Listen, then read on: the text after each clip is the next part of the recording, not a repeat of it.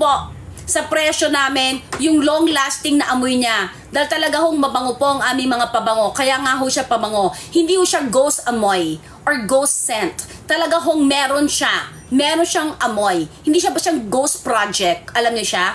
Ito po, malulunod kayo sa bango. Yung ganon. Ganon pwede kayong malunod sa bango. Hindi po tubig ang binebenta namin. Okay po? Hindi tubig. My dear friends, totoong pabango po ang binebenta namin. Hindi po tubig. Hindi rin po tubig baha. Okay po? Lumalaban po tayo ng patas. Kaya po, nagbebenta ho tayo. Okay po. Okay, my dear friends. Talagang ano ho to. Totoong pabango, may amoy. Talagang aamoy po ninyo.